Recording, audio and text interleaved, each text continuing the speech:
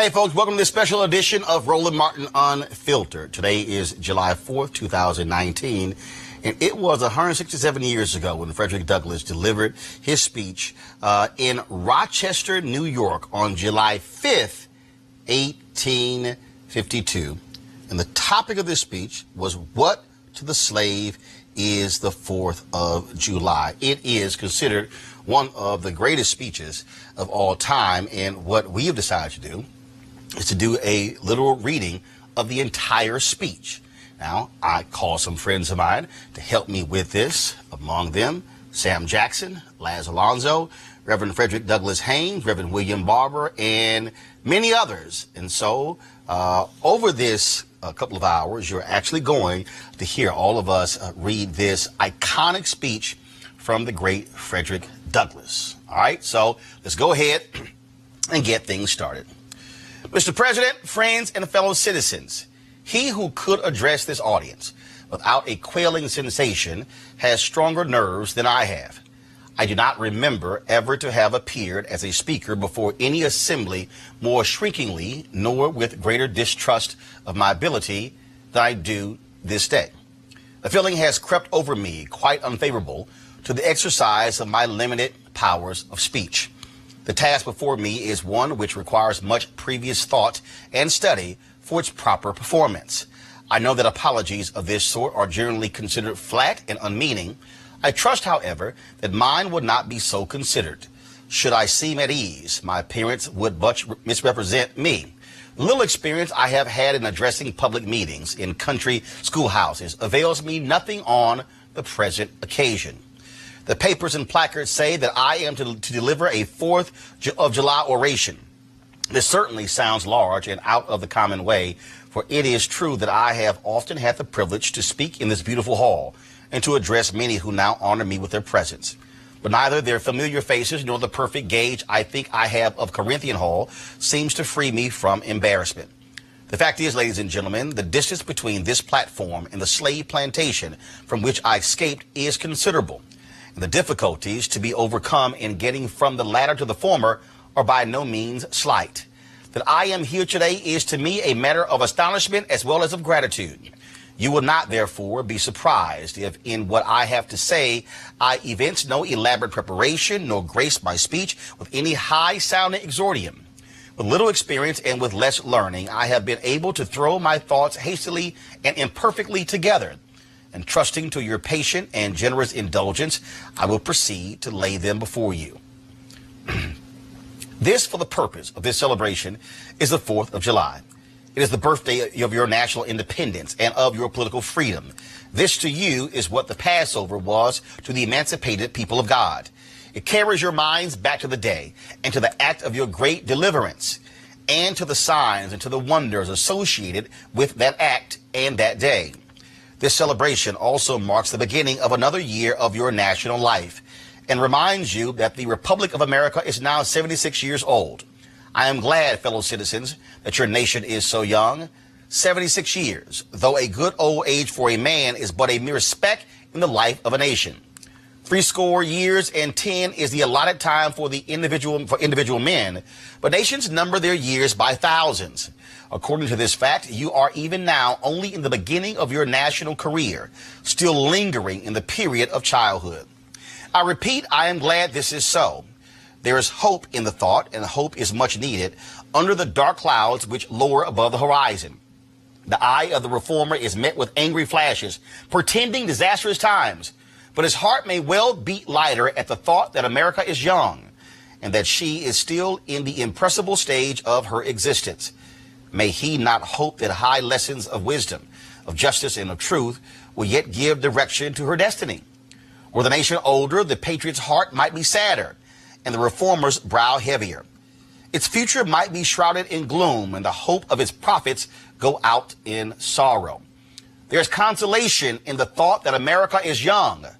Great streams are not easily turned from channels worn deep in the course of ages. They may sometimes rise in quiet and stately majesty and inundate the land, refreshing and fertilizing the earth with their mysterious properties. They may also rise in wrath and fury and bear away on their angry waves the accumulated wealth of years of toil and hardship. They, however, gradually flow back to the same old channel and flow on as serenely as ever. But while the river may not be turned aside, it may dry up and leave nothing behind but the withered branch and the unsightly rock to howl in the abyss-sweeping wind, the sad tale of departed glory. As with rivers, so with nations. Fellow citizens, I shall not presume to dwell at length on the associations that cluster about this day. The simple story of it is that 76 years ago, the people of this country were British subjects. The style and title of your sovereign people, in which you now glory, was not then born. You were under the British crown. Your fathers esteemed the English government as the home government and England as the fatherland. This home government, you know, although a considerable distance from your home, did in the exercise of its parental prerogatives impose upon its colonial children such restraints, burdens, and limitations as, in its mature judgment, it deemed wise, right, and proper. But your fathers, who had not adopted the fashionable idea of this day, of the infallibility of government and the absolute character of its acts, presumed to differ from the home government in respect to the wisdom and the justice of some of those burdens and restraints. They went so far in their excitement as to pronounce the measures of government unjust, unreasonable, and oppressive, and altogether such as ought not to be quietly submitted to. I scarcely need say, fellow citizens, that my opinion of those measures fully accords with that of your fathers. Such a declaration of agreement on my part would not be worth much to anybody.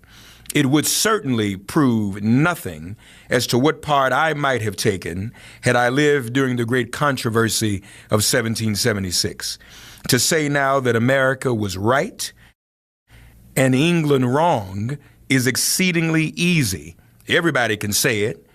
The dastard, not less than a noble brave, can flippantly descant on the tyranny of England towards the American colonies.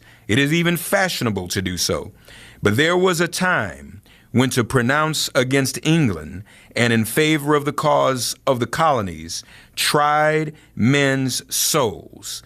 They who did so were accounted in their day plotters of mischief, agitators and rebels, dangerous men, to side with the right against the wrong, with the weak against the strong, and with the oppressed against the oppressor. Here lies the merit, and the one which, of all others, seems unfashionable in our day. The cause of liberty may be stabbed by the men who glory in the deeds of your fathers. But to proceed, feeling themselves harshly and unjustly treated by the home government, your fathers, like men of honesty and men of spirit, earnestly sought redress. They petitioned and remonstrated. They did so in a decorous, respectful, and loyal manner. Their conduct was wholly unexceptionable. This, however, did not answer the purpose. They saw themselves treated with sovereign indifference, coldness, and scorn. Yet they persevered. They were not the men to look back. As the sheet anchor takes a firmer hold when the ship is tossed by the storm, so did the cause of your fathers grow stronger as it breasted the chilling blasts of kingly displeasure. The greatest and best of British statesmen admitted its justice, and the loftiest eloquence of the British Senate came to its support. But with that blindness which seems to be the unwavering characteristic of tyrants, since Pharaoh and his hosts were drowned in the Red Sea, the British government persisted in the exactions complained of. The madness of this course, we believe, is admitted now even by England, but we fear the lesson is wholly lost on our present ruler. Oppression makes a wise man mad. Your fathers were wise men, and if they did not go mad, they became restive under this treatment. They felt themselves the victims of grievous wrongs, wholly incurable in their colonial capacity. With brave men, there is always a remedy for oppression. Just here, the idea of a total separation of the colonies from the crown was born. It was a startling idea, much more so than we at this distance of time regard it.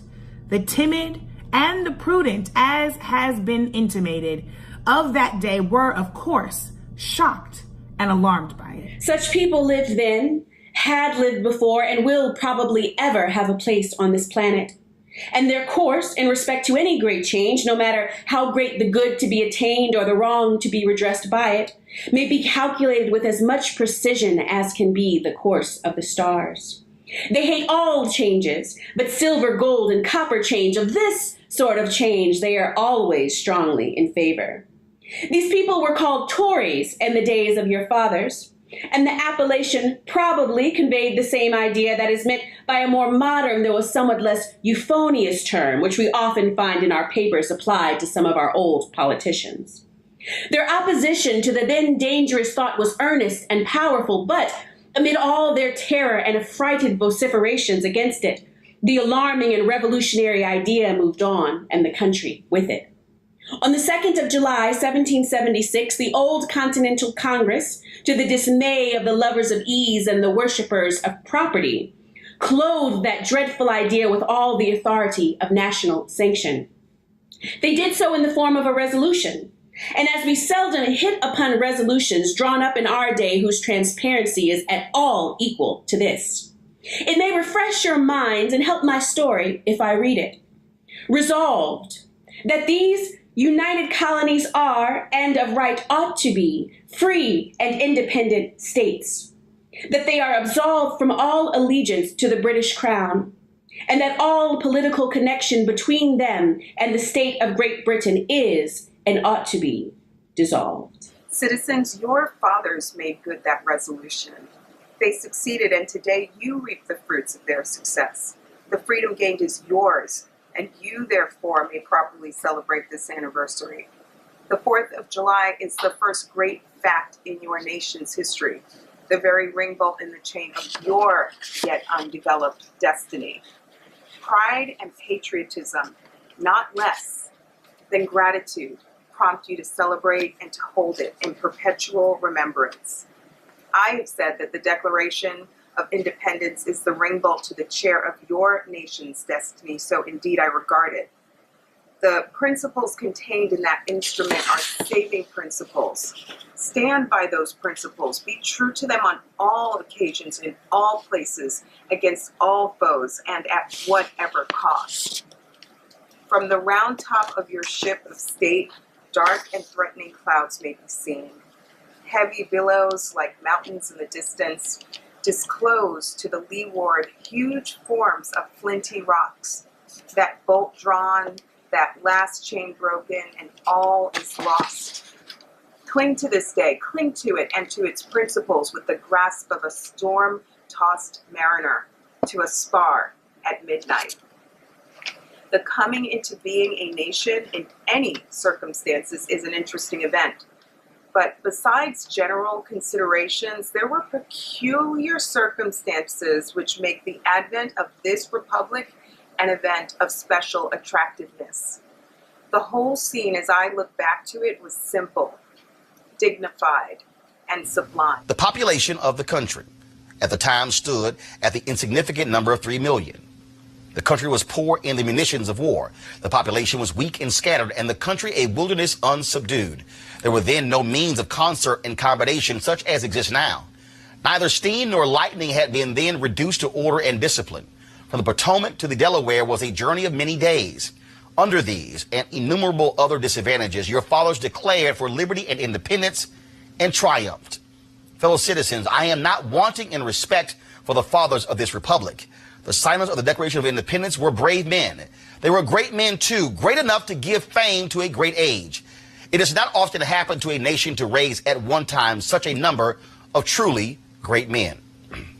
The point from which I am compelled to view them is not certainly the most favorable, yet I cannot contemplate their great deeds with less than admiration. They were statesmen, patriots, and heroes. And for the good they did and the principles they contended for, I will unite with you to honor their memory. They love their country better than their own private interests. And though this is not the highest form of human excellence, all will concede that it is a rare virtue, and that when it is exhibited, it ought to command respect. He who will intelligently lay down his life for his country is a man whom it is not in human nature to despise. Your fathers staked their lives, their fortunes, and their sacred honor on the cause of their country. In their admiration of liberty, they lost sight of all other interest. They were peacemen, but they preferred revolution to peaceful submission to bondage. They were quiet men, but they did not shrink from agitating against oppression. They showed forbearance, but that they knew its limits. They believed in order, but not in the order of tyranny. With them, nothing was settled that was not right. With them, justice, liberty, and humanity were final, not slavery and oppression.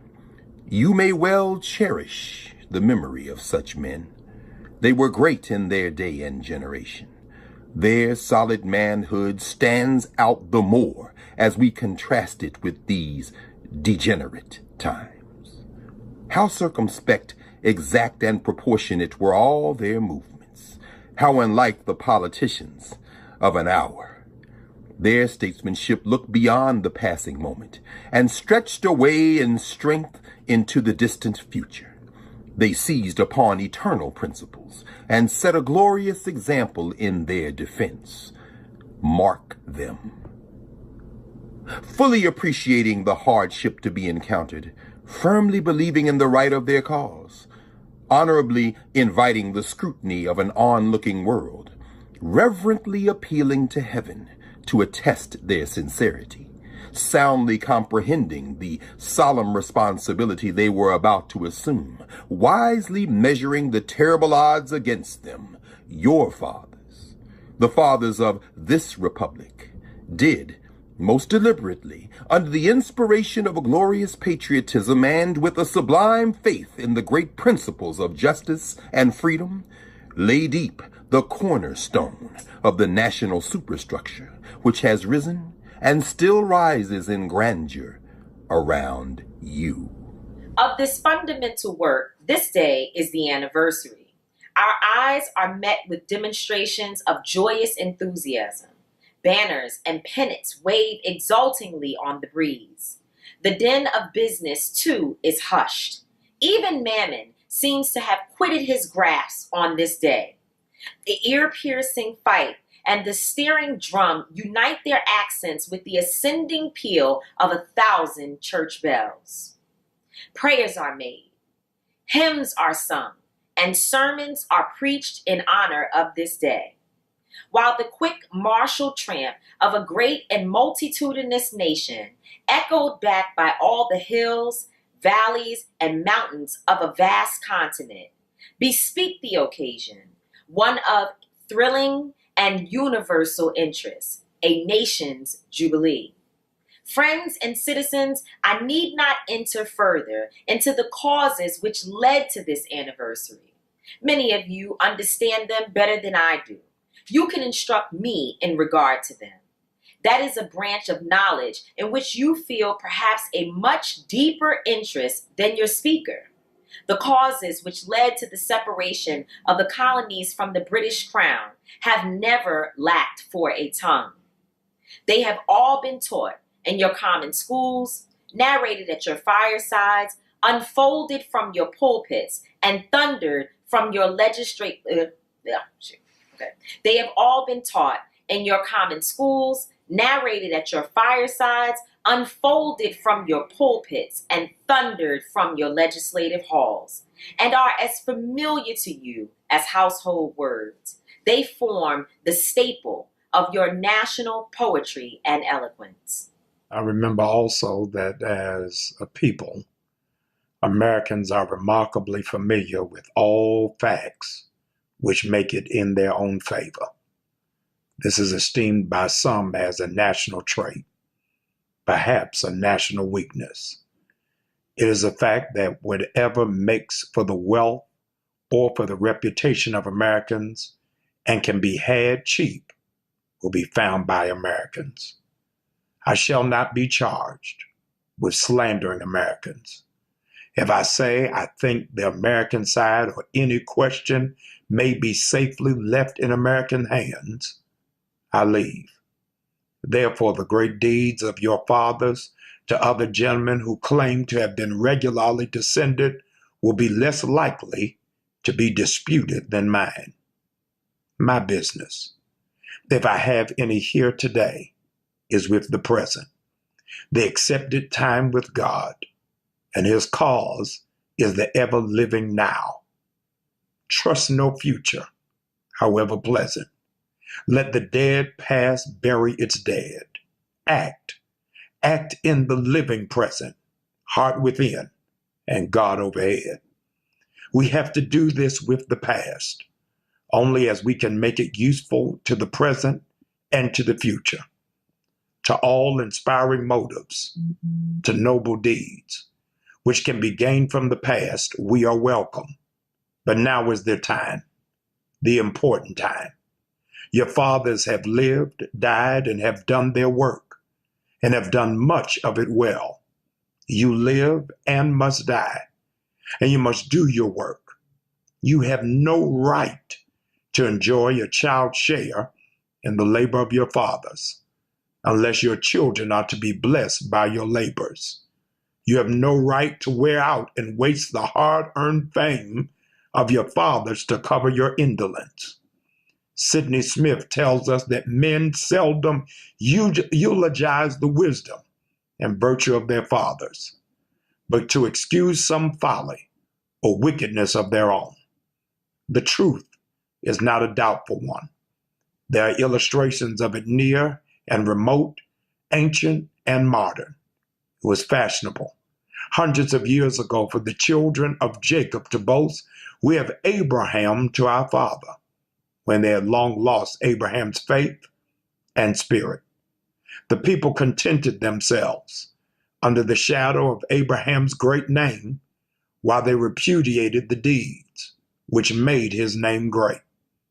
Need I remind you that a similar thing is being done all over this country today? Need I tell you that the Jews are not the only people who built the tombs of the prophets and garnished the sepulchres of the righteous? Washington could not die till he had broken the chains of his slaves. Yet his monument is built up by the price of human blood, and the traitors in the bodies and souls of men shout, "We have Washington to our father." Alas, that it should be so, yet so it is. The evil that men do lives after them. The good is oft interred with the evil that men do, lives after them. The good is oft interred with their bones. Fellow citizens, pardon me. Allow me to ask, why am I called upon to speak here today? What have I or those I represent to do with your national independence? Are the great principles of political freedom and of natural justice embodied in that Declaration of Independence extended to us? And am I, therefore, called upon to bring our humble offering to the national altar and to confess the benefits and express devout gratitude for the blessings resulting from your independence to us? Would to God, both for your sakes and ours, that an affirmative answer could be truthfully returned to these questions. Then would my task be light and my burden easy and delightful. For who is there so cold that a nation's sympathy could not warm him? Who so obdurate and dead to the claims of gratitude that would not thankfully acknowledge such priceless benefits? Who so stolid and selfish that would not give his voice to swell the hallelujahs of a nation's jubilee when the chains of servitude had been torn from his limbs? I am not that man. In a case like that, the dumb might eloquently speak and the lame man leap as an art. But such is not the state of the case. I say it with a sad sense of the disparity between us. I am not included within the pale of this glorious anniversary. Your high independence only reveals the immeasurable distance between us. The blessings in which you, this day, rejoice are not enjoyed in common. The rich inheritance of justice, liberty, prosperity, and independence bequeathed by your fathers is shared by you, not by me. The sunlight that brought life and healing to you has brought stripes and death to me. This 4th of July is yours, not mine. You may rejoice. I must mourn. To drag a man in fetters into the grand illuminated temple of liberty and call upon him to join you in joyous anthems were inhuman mockery and sacrilegious irony. Do you mean, citizens, to mock me by asking me to speak today?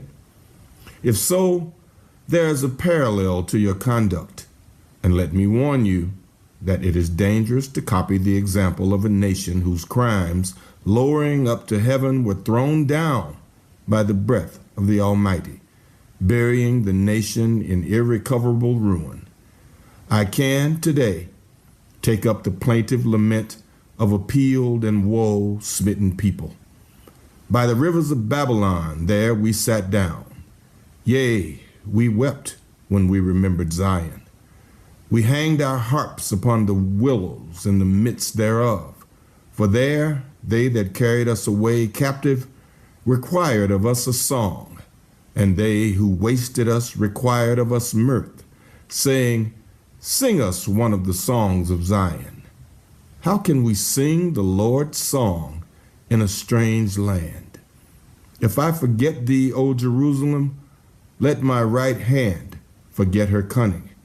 If I do not remember thee, let my tongue cleave to the roof of my mouth. Fellow citizens, above your national tumultuous joy, I hear the mournful wail of millions. Chains heavy and grievous yesterday are today rendered intolerable by the jubilee shouts that reach them. If I forget, if I do not faithfully remember those bleeding children of sorrow this day, may my right hand forget her cunning, and may my tongue cleave to the roof of my mouth. To forget them, to pass lightly over their wrongs, and to chime in with popular theme would be treason most scandalous and shocking, and would make me reproach before God and the world. My subject, fellow citizens, is American slavery. I shall see this day and its popular characteristics from the slave's point of view.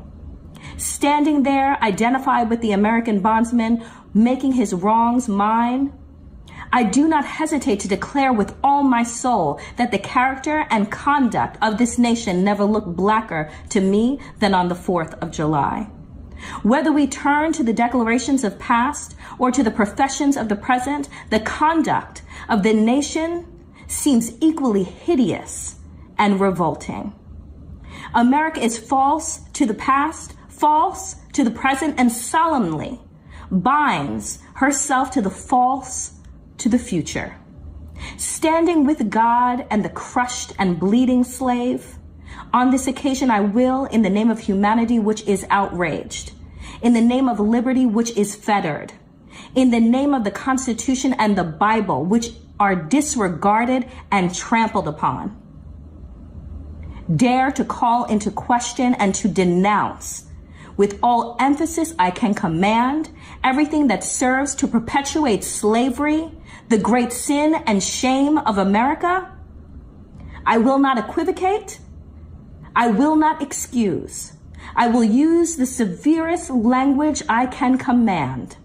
And yet not one word shall escape me that any man whose judgment is not blinded by prejudice or who is not at heart a slaveholder shall not confess to be right and just. But fancy I hear some one of my audience say, it is just in this circumstance that you and your brother abolitionists fail to make the favorable impression on the public mind. Would you argue more and denounce less? Would you persuade more and rebuke less? Your cause would be much more likely to succeed. But, I submit, where all is plain, there is nothing to be argued. What point in the anti-slavery creed would you have me argue? On what branch of the subject do the people of this country need light? Must I undertake to prove that the slave is a man? That point is conceded already. Nobody doubts it. The slaveholders themselves acknowledge it in their enactment of laws for their government. They acknowledge it when they punish the disobedience on the part of the slave. There are 72 crimes in the state of Virginia which, if committed by a black man, no matter how ignorant he be, subject him to the punishment of death, while only 2 of the same crimes will subject a white man to the like punishment. What is this but the acknowledgement that the slave is a moral and intellectual and responsible being? The manhood of the slave is conceded. It is admitted in the fact that Southern statute books are covered with enactments forbidding, under severe fines and penalties, the teaching of the slave to read and write. When you can point to any such laws in reference to the beasts of the field, then I may consent to argue the manhood of the slave.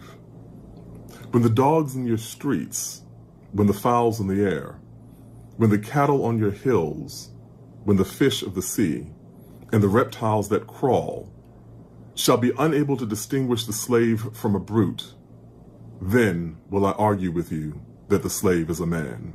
For the present, it is enough to affirm the equal manhood of the Negro.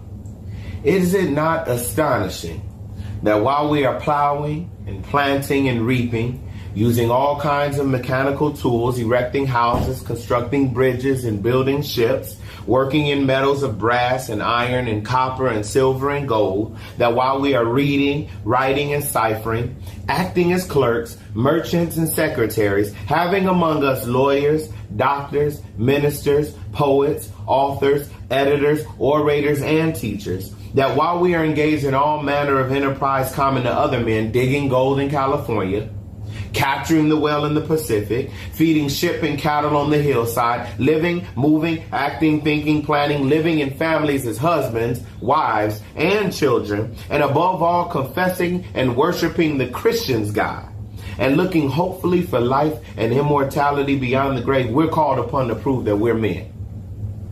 Would you have me argue that man is entitled to liberty, that he is the rightful owner of his own body? You've already declared it. Must I argue the wrongfulness of slavery? Is that a question for Republicans? Is it to be settled by the rules of logic and augmentation as a matter beset with great difficulty, involving a doubtful application of the principle of justice so hard to be understood? How should I look today in the presence of Americans dividing and subdividing a discourse to show that men have a natural right to freedom? Speaking of it relatively, positively, negatively, and affirmatively, to do so would make myself look ridiculous and offer an insult to your understanding. There is not a man beneath the canopy of heaven that does not know that slavery is not for him. What?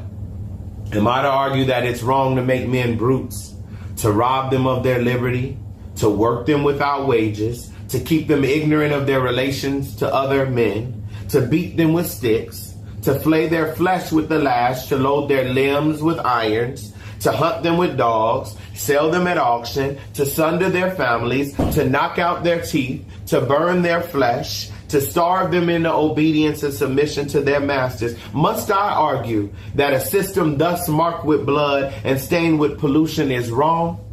No, I will not. I have better employments for my time and strength than such arguments would imply. What then remains to be argued? Is it that slavery is not divine? That God did not establish it? That our doctors of divinity are mistaken? There is blasphemy in the thought. That which is inhumane cannot be divine. Who can reason on such a proposition? That they can. May I cannot. The time for such an argument is past. At a time like this, scorching irony, not convincing argument, is needed. Oh, had I the ability and I could reach the nation's ear, I would today pour out a fiery stream of biting ridicule, blasting reproach, withering sarcasm, and stern rebuke. For it is not the light that is needed, but fire. It is not the gentle shower, but thunder, We need the storm, the whirlwind, and the earthquake. The feeling of the nation must be quickened, and the conscience of the nation must be aroused. The propriety of the nation must be startled, and the hypocrisy of the nation must be exposed, and its crimes against God and human must be proclaimed and denounced. What to the American slave is your 4th of July?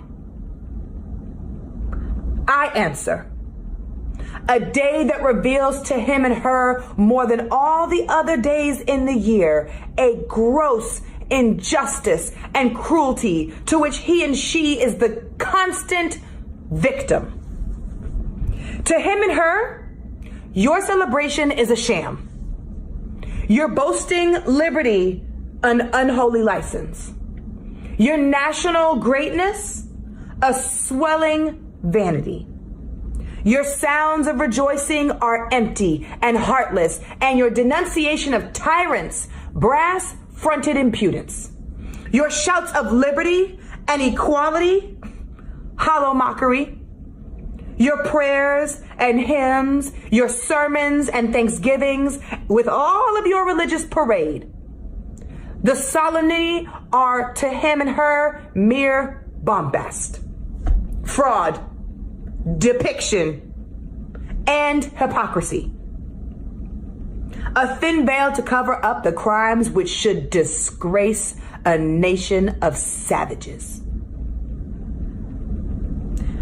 There is not a nation on this earth more guilty of practices more shocking and bloody than are the people of these United States at this very hour. Go where you may, search where you will. Roam through all the monarchies and despotisms of the old world. Travel through South America, search out every abuse.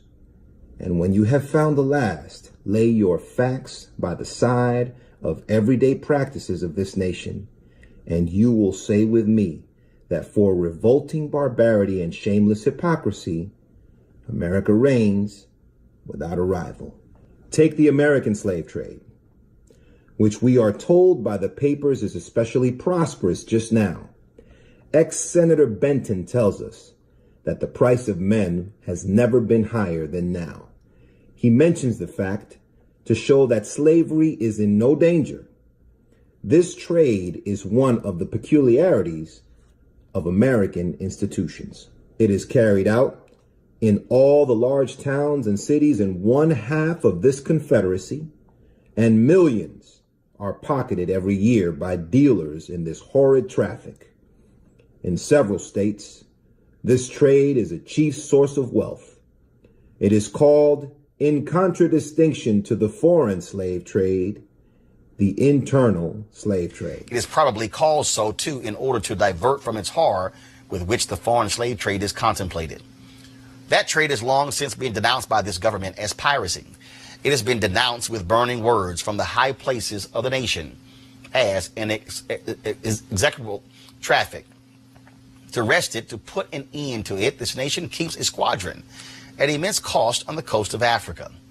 Everywhere in this country, it is safe to speak of this foreign slave trade as a most inhuman traffic, opposed alike to the laws of God and of man.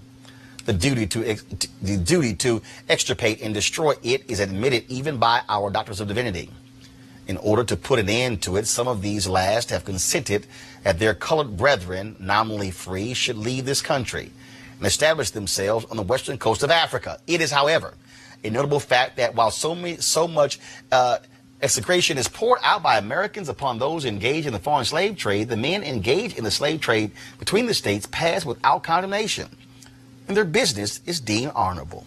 Behold the practical operation of this internal slave trade, the American slave trade, sustained by American politics and American religion.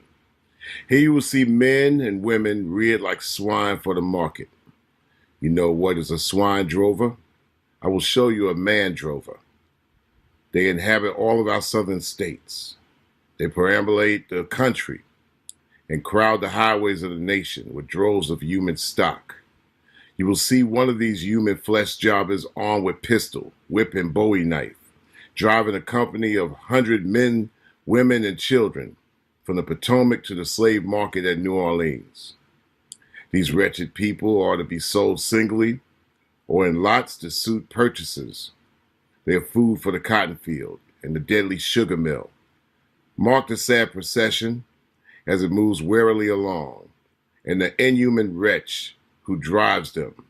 Hear his savage yells and his blood-chilling oaths as he hurries onto his affrighted captives. There, see the old man, with locks thinned and gray. Cast one glance, if you please, upon that young brother, whose shoulders are bare to the scorching sun, her briny tears falling on the brow of the babe in her arms. See, too, that girl of 13 weeping, yes, weeping, as she thinks of her mother from whom she's been torn. The drove moves tardily. Heat and sorrow have nearly consumed their strength. Suddenly you hear a quick snap, like the discharge of a rifle. The feathers clank, and the chain rattles simultaneously. Your ears are saluted with a scream that seems to have torn its way to the center of your soul.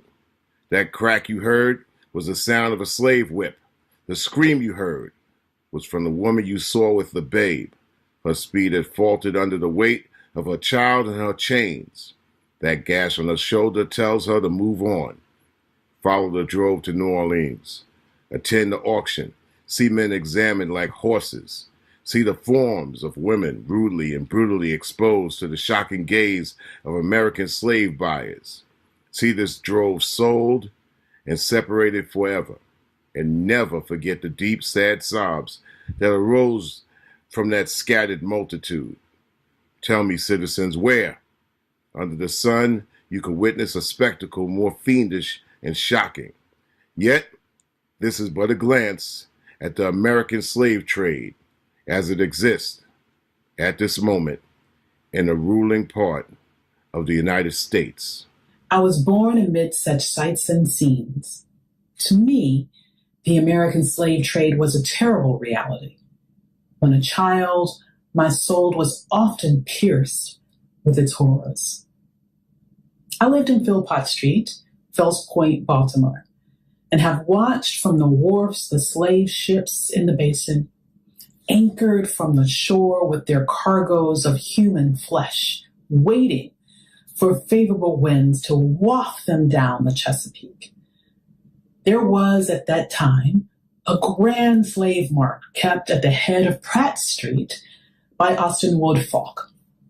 His agents were sent into every town and county in Maryland announcing their arrival through the papers and on flaming handbills headed cash for Negroes.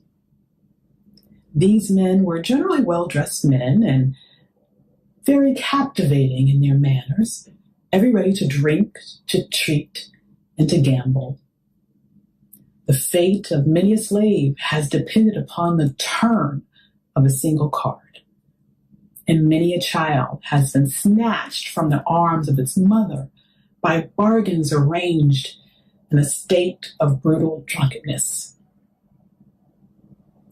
The fleshmongers gather up their victims by the dozens and drive them chained to the General Depot at Baltimore.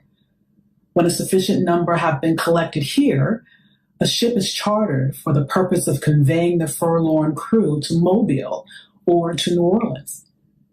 From the slave prison to the ship, they are usually driven in the darkness of night, for since the anti-slavery agitation, a certain caution is observed. In the deep, still darkness of midnight, I have been often aroused by the dead, heavy footsteps and the piteous cries of the chain gangs that passed our door. The anguish of my boyish heart was intense, and I was often consoled when speaking to my mistress in the morning to hear her say that the custom was very wicked and that she hated to hear the rattle of the chains and the heart-rending cries. I was glad to find one who sympathized with me in my horror. Fellow citizens, this murderous traffic is today an active operation in this boasted republic. In the solitude of my spirit, I see clouds of dust raised on the highways of the South. I see the bleeding footsteps. I hear the doleful wail of fettered humanity on the way to the slave markets, where the victims are to be sold like horses, sheep, and swine, knocked off to the highest bidder. There I see the tenderest of ties ruthlessly broken to gratify the lust, caprice, and reciprocity of the buyers and sellers of men. My soul sickens at the sight. Are these the graves that slumber in? But a still more inhuman, disgraceful, and scandalous state of things remains to be presented. By an act of the American Congress, not yet 2 years old, slavery has been nationalized in its most horrible and revolting form. By that act, Mason and Dixon's line has been obliterated. New York has become as Virginia, and the power to hold, hunt, and sell men and women and children as slaves remains no longer a mere state institution, but is now an institution of the whole United States. The power is coextensive with the Star-Spangled Banner and American Christianity. Where these go, may also go the merciless slave hunter. Where these are, man is not sacred. He is a bird for the sportsman's gun. By that most foul and fiendish of all human degrees, the liberty and person of every man are put in peril. Your broad Republican domain is hunting ground for men, not for thieves and robbers, enemies of society merely, but for men guilty of no crime. Your lawmakers have commanded all good citizens to engage in this hellish sport. Your president, your secretary of state, our lords, nobles, and ecclesiastics enforce as a duty you owe to your free and glorious country and to your God that you do this accursed thing. Not fewer than 40 Americans have within the past 2 years been hunted down and without a moment's warning hurried away in chains and consigned to slavery in excruciating torture. Some of these had wives and children dependent upon them for bread, but of this no account was made. The right of the hunter to his prey stands superior to the right of marriage and to all rights in this republic, the rights of God included. For black men, there are neither law, justice, humanity, nor religion. The fugitive slave law makes mercy to them a crime and bribes the judge who tries them. An American judge gets $10 for every victim he consigns to slavery and $5 when he fails to do so. The oath of any two villains is sufficient under this hell-bent enactment to send the most pious and exemplary black man into the remorseless jaws of slavery. His own testimony is nothing. He can bring no witnesses for himself. The minister of American justice is bound by the law to hear but one side, and that side is the side of the oppressor. Let this damning fact be perpetually told. Let it be thundered around the world that in tyrant-killing, king-hating, people-loving, democratic, Christian America, the seats of justice are filled with judges who hold their offices under an open and palpable bribe and are bound in deciding in the case of a man's liberty. Hear only his accusers. In glaring violation of justice, in shameless disregard of the forms of administering law, in cunning arrangement to entrap the defenseless, and in diabolical intent, this fugitive slave law stands alone in the annals of tyrannical legislation. I doubt if there be another nation on the globe having the brass and the baseness to put such a law on the statute book. If any man in this assembly thinks differently from me in this matter and feels able to disprove my statements, I will gladly confront him at any suitable time and place he may select. I take this law to be one of the grossest infringements of Christian liberty. And if the churches and ministers of our country were not stupidly blind or most wickedly indifferent, they too would so regard it. at the very moment that they are thanking God for the enjoyment of civil and religious liberty, and for the right to worship God according to the dictates of their own consciences, they are utterly silent in respect to a law which robs religion of its chief significance and makes it utterly worthless to a world lying in wickedness. Did this law concern the mint, anise, and cumin, abridge the right to sing psalms, to partake of the sacrament, or to engage in any of the ceremonies of religion, it would be smitten by the thunder of 1,000 pulpits. A general shout would go up from the church demanding repeal, repeal, instant repeal. And it would go hard with that politician who presumed to solicit the votes of the people without inscribing this motto on his banner. Further, if this demand were not complied with, another Scotland would be added to the history of religious liberty, and the stern old Covenanters would be thrown into the shade.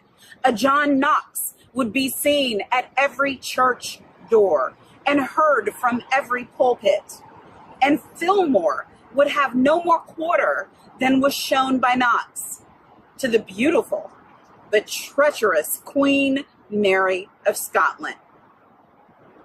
The fact that the church of our country, with fractional exceptions, does not esteem the fugitive slave law as a declaration of war against religious liberty implies that the church regards religion simply as a form of worship, an empty ceremony, and not a vital principle requiring active benevolence, justice, love, and goodwill towards man.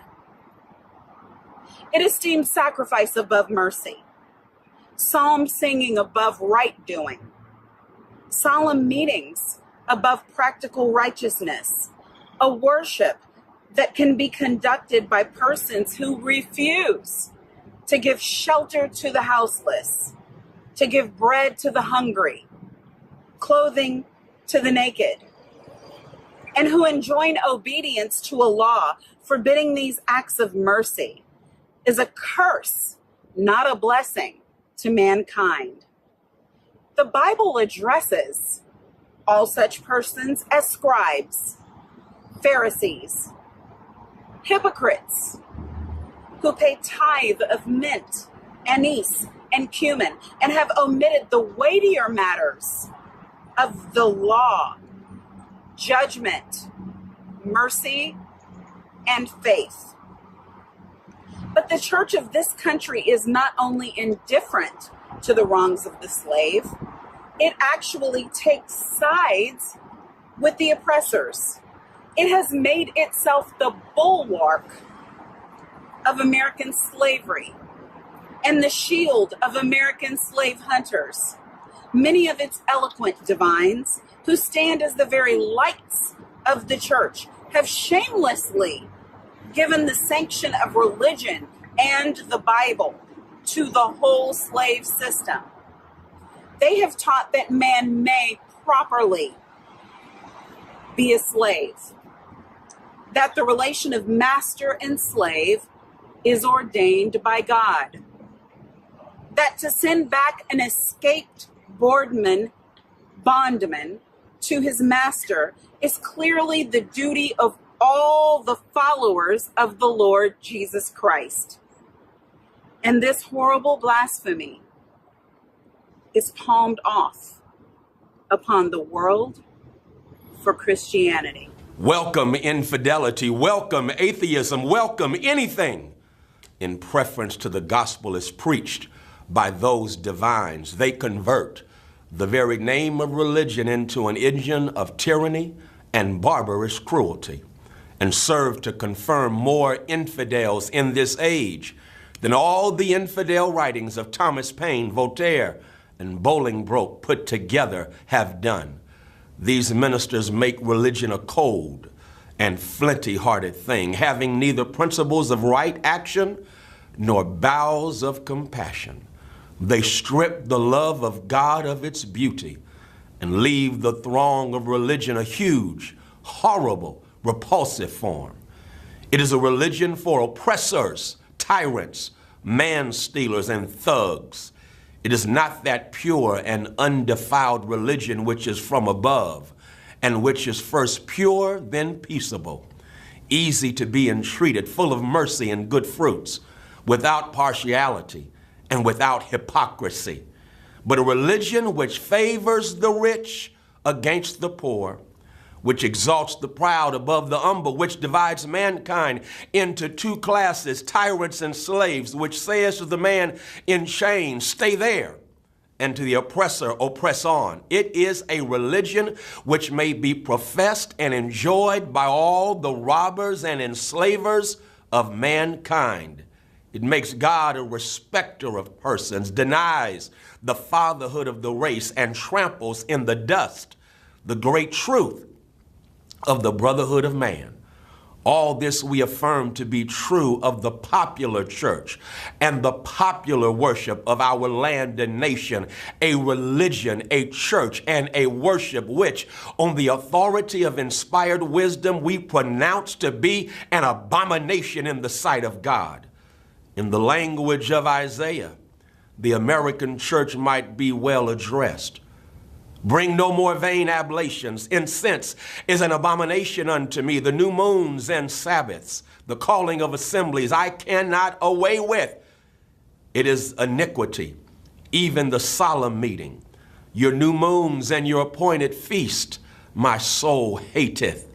They are a trouble to me. I am weary to bear them. And when ye spread forth your hands, I will hide mine eyes from you. Yea, when you make many prayers, I will not hear. Your hands are full of blood.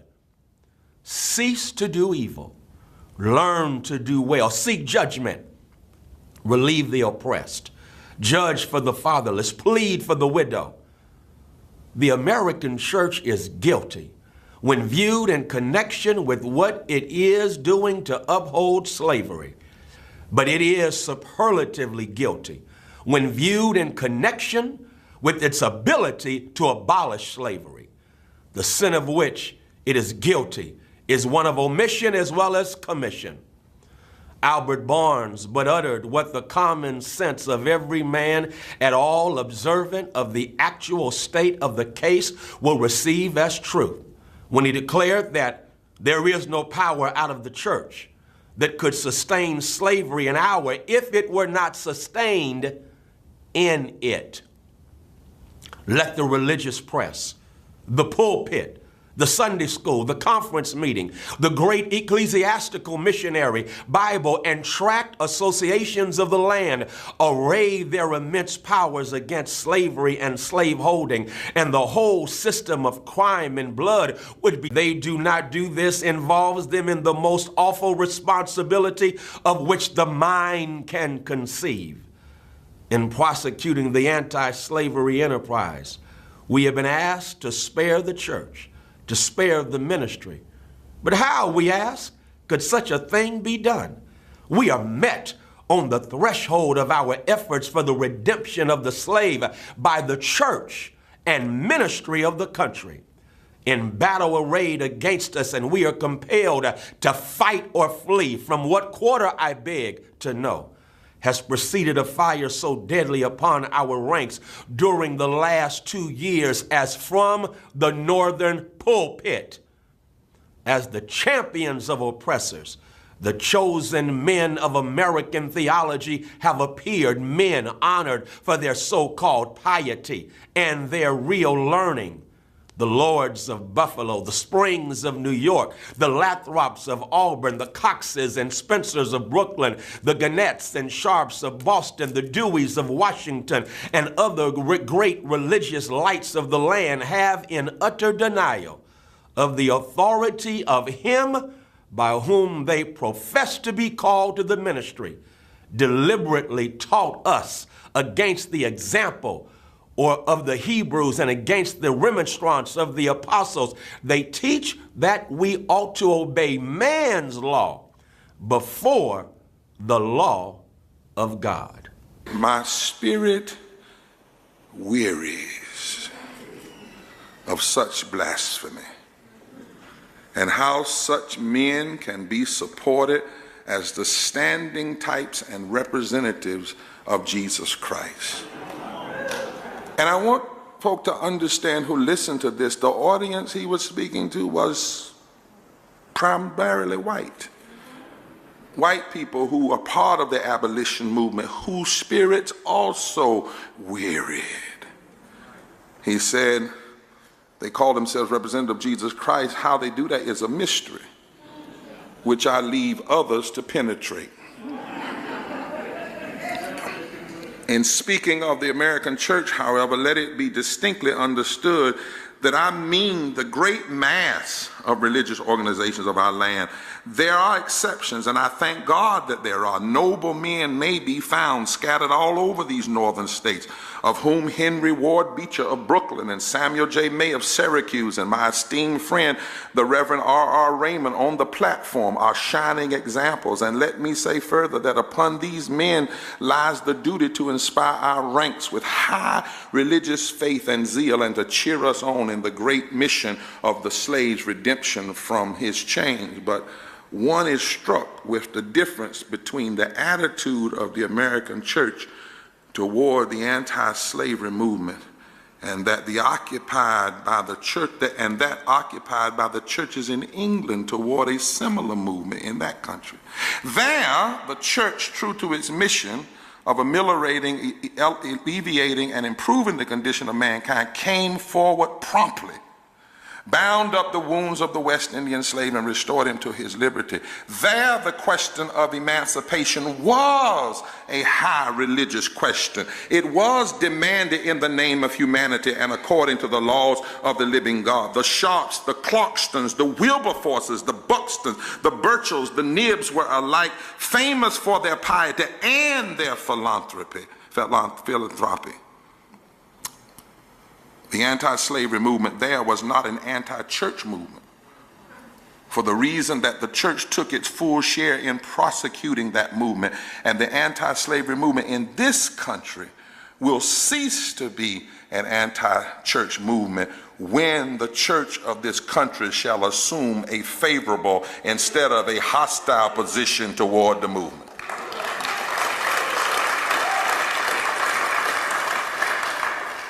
Americans, he said, your Republican politics, not less than your Republican religion, are flagrantly inconsistent. You boast of your love of liberty, your superior civilization, and your pure Christianity, while the whole political power of the nation is solemnly pledged to support and perpetrate the enslavement of 3 million of your countrymen. You hurl your anathemas at the crown-headed tyrants of Russia and Austria and pride yourselves in the democratic institution, while you yourselves consent to be mere tools and bodyguards of the tyrants of Virginia and Carolina. You invite to your shores fugitives of oppression from abroad, honor them with banquets, greet them with ovations, cheer them, toast them, salute them, protect them, and pour out your money to them like water. But the fugitives of your own land you advertise, hunt, arrest, shoot, and kill. You glory in your refinement and your universal education, and yet you maintain a system as barbarous and dreadful as ever stained the character of a nation. You shed tears over fallen hungry and make the sad stories of her wrong the theme of your poets and statesmen and orators till your gallant sons are ready to fly to arms to vindicate her cause against her oppressors. But in regard to the tens of thousands of wrongs of the American slave, you would enforce the strictest silence. You're all on fire at the mention of liberty for France or Ireland, but you're as cold as an iceberg at the thought of liberty for the enslaved of America.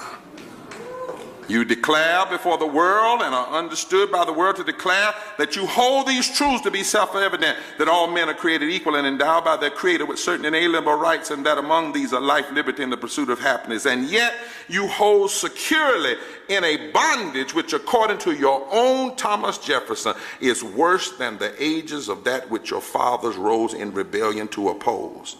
A seventh part of the inhabitants of your country. Fellow citizens, I will not enlarge further on your national inconsistencies. The existence of slavery in this country brands your republicanism as a sham, your humanity as a base pretense, and your Christianity as a lie. It destroys your moral power abroad. It corrupts your politicians at home. It saps the foundation of religion. It makes your name a hissing and a byword to a mocking earth.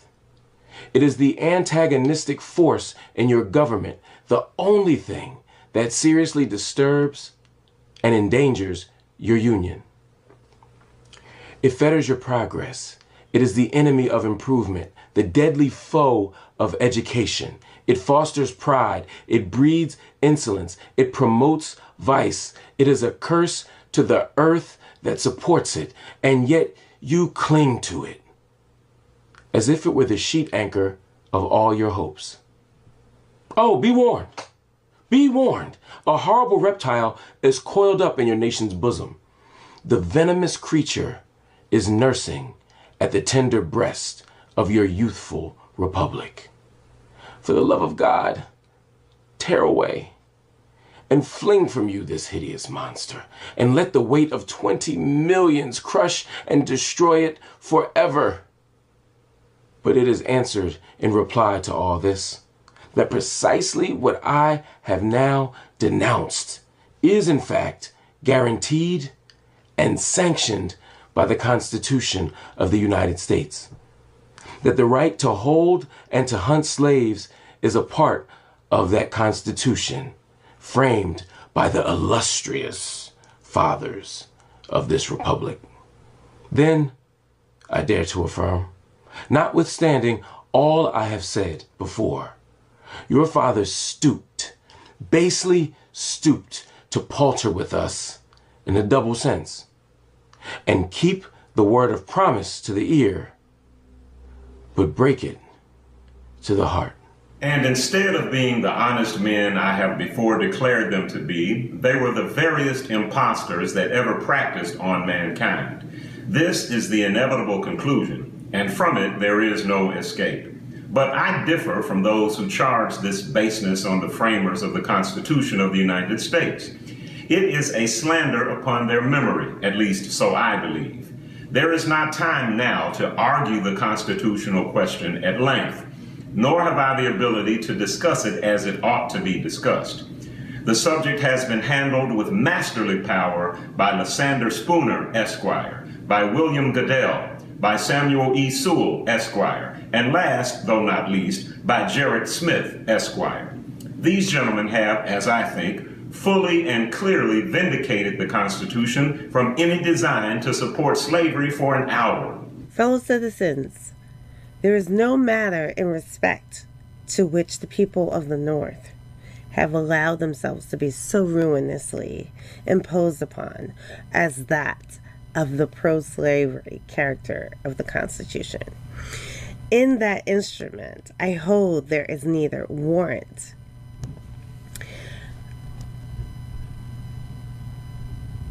license nor sanction of the hateful thing, but interpreted as gateway, or is it in the temple?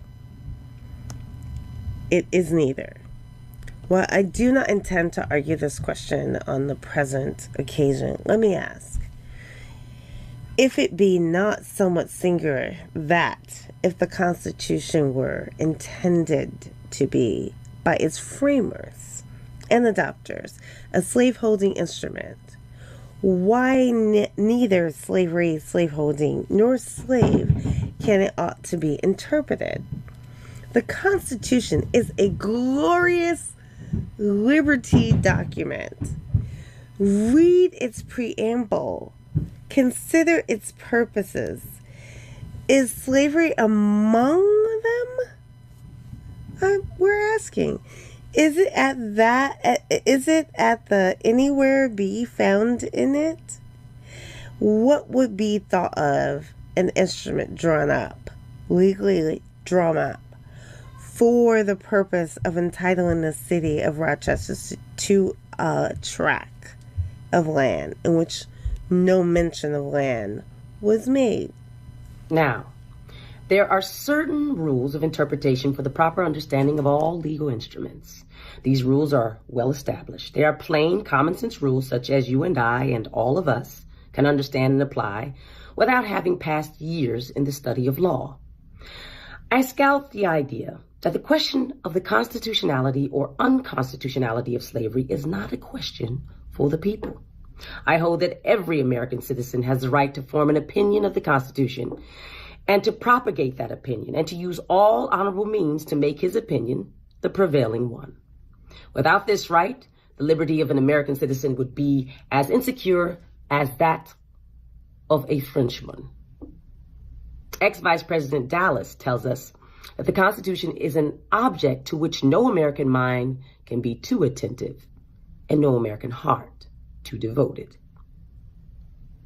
He further says the Constitution, in its words, is plain and intelligible and is meant for the homebred, unsophisticated understandings of our fellow citizens. Senator Bryant tells us that the Constitution is the fundamental law that which controls all others, the charter of our liberties, which every citizen has a personal interest in understanding thoroughly. The testimony of Senator Bree, Louis Caz, and many others that might be named, who are everywhere esteemed as sound lawyers, so regard the Constitution. I take it, therefore, that it is not presumption in a private citizen to form an opinion of that instrument. Now, take the Constitution according to its plain reading, and I defy the presentation of a single pro-slavery clause in it. On the other hand, it will be found to contain principles and purposes entirely hostile to the existence of slavery. I have detained my audience entirely too long already. At some future period, I will gladly avail myself of an opportunity to give this subject a full and fair discussion. Allow me to say in conclusion, notwithstanding the dark picture I have this day presented of the state of the nation, I do not despair of this country. There are forces in operation which must inevitably work the downfall of slavery. The arm of the Lord is not shortened, and the doom of slavery is certain. I, therefore, leave off where I began with hope, while drawing encouragement from the Declaration of Independence, the great principles it contains, and the genius of American institutions. My spirit is also cheered by the obvious tendencies of the age. Nations do not now stand in the same relation to each other as they did ages ago. No nation can now shut itself up from the surrounding world and trot round in the same old path of its fathers without interference. The time was when such could be done.